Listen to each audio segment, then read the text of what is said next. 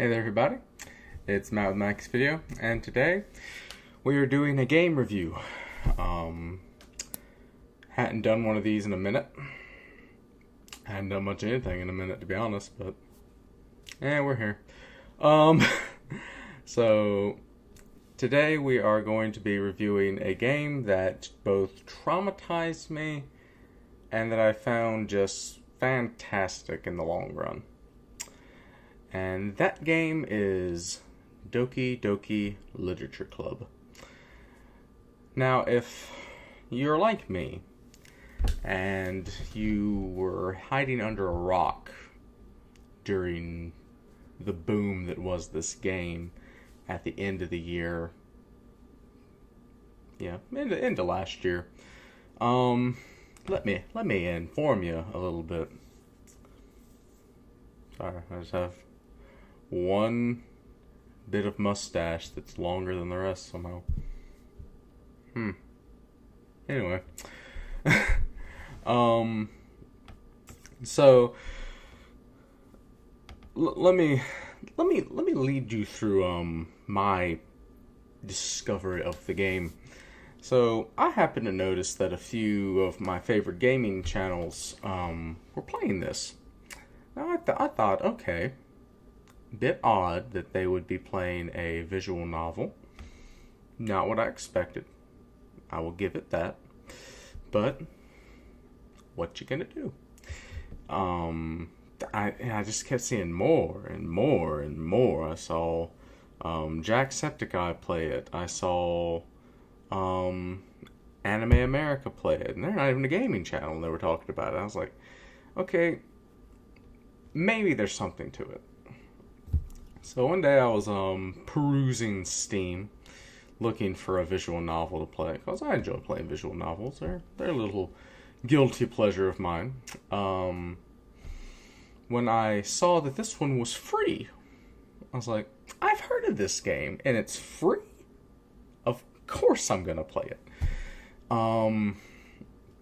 So I happened to be on Discord with Derek and Connor and a few other people, and I said, okay. And I actually have a Snapchat group dedicated to my playthroughs of visual novels because a lot of my friends enjoy them too, and it's just a fun way to share.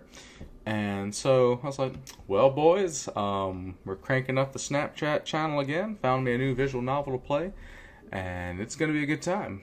Well, I noticed when I was downloading the game that at the bottom there was a warning. This game is not suitable for children or those that have a weak mental state such as anxiety or depression. Okay. Interesting warning for a game. I was like, maybe this is a horror-based visual novel? Maybe? Okay, I can dig it. I enjoy a good horror game. So, and then once the game is downloaded and I launch it, it pops up on screen in big old letters just right across the screen. This same warning. I'm like, alright, covering your bases. Don't want to make sure nobody missed that so nobody can sue you or nothing. No, I got you. And, I mean, we're in the title screen, we're greeted with this just happy-go-lucky music. It's just this, I mean, I would pull it up for you, but, copywriting is it's a thing. So, we get in the game, and for the first hour, it's just peachy keen. Your classic visual novel. You got your childhood best friend, the tsundere, the shy girl, the popular girl. You got everything that a visual novel has, and it's going swell. I've picked a path of my choosing in the game, and I'm trudging merrily along in that path, and then all of a sudden everything hits the fan so hard that it just blows my freaking mind. And, okay, backstory. I'm playing this game at 1, 2 o'clock in the morning. Because I'm going to work after I get, and I'm just killing some time before I head to work. And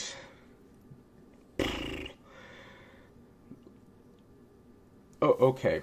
So we've reached the point of spoilers. If you haven't played the game and you want to without spoilers, this would be the time to duck out and come back in later when you're done playing. So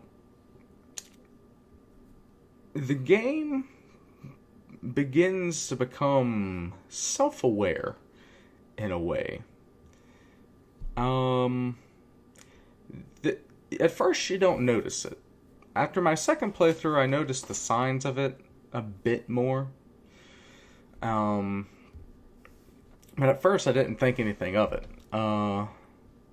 So your first one is you begin to see that Sayori, who's your childhood best friend, is depressed and that, she's sad to see you hanging out with another girl and whatnot. But you're like, it's a game, she'll get over it. What are human feelings anyway? But then you walk in on her having committed suicide, hanging from the ceiling. And I did not expect that. To the point to where in the Snapchat group, I just had a meltdown. I was like, it was so unexpected, and I was so mentally, in an eased state. If you hear something in the background, that'd be my dog snoring. You alright back there, buddy? Alright. But yeah, you're in such a relaxed mental state from the game just being chill and whatever up until this point that when it hits you, when it happens, it's just overwhelming. It's like driving, because literally that happened and I had to leave for work. The entire 30-minute commute from my house to my work, I was just stressing out, just like, what did I just do? What game is this? What deviltry is it? Now you see why I'm wearing a hat. I need a haircut. Yeah, so the next day I get home from work and normally my schedule is this. I'm awake at night and I sleep during the day. The fact that you see sunlight is a trick of mine that I'm just throwing at you, not really. I sleep after I get home from work, so normally I'm asleep until about 2 or 3 o'clock in the afternoon, and then my day begins. So I get home and I sleep, and I wake up and instantly I get up and get on this game. I'm like, I have to know what happens. I have to know where this game is going. And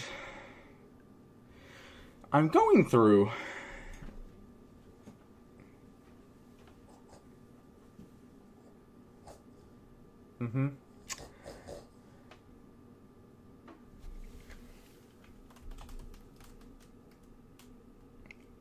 He's pitiful, isn't he? Yeah. Anyway, so I'm playing through, and all of a sudden, the game becomes ultra self-aware. Cause I'm like, okay. Because the way the game works is, once Sayori dies, the game deletes her from the game. The game files do not have her in them anymore. Her character file is deleted, and it's like she never existed. So, when you launch the game again, all your save files are corrupted, and you're forced to restart the game, but the game no longer has her in it.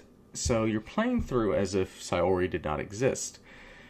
And the game begins to bug out because, well, there's files missing that were originally there. So it finds that disconcerting. And so all of a sudden, the game begins bugging out, and the fact that voice files are cracking out, and the text screen's messing up.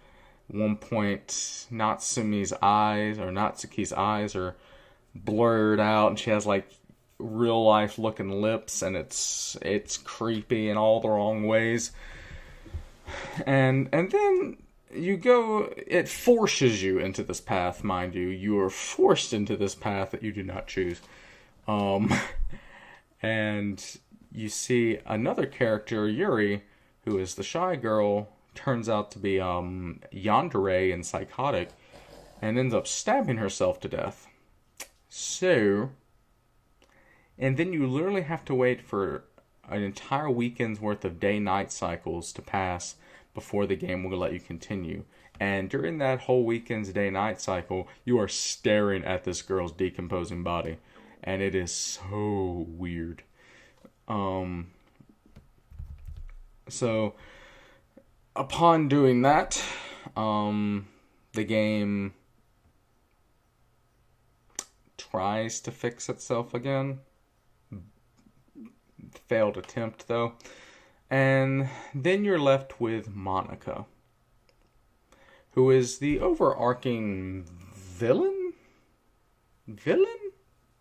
And I'll get more on that in a minute, of the game. And she is the sentient being within the game. She's aware she's in a game, and that nobody else besides her is aware they're in a game. So, because of this, she's lonely until you come in. And when you come in, she instantly falls in love with you and wants to do anything to win your heart. So she's the reason that all these characters are dead.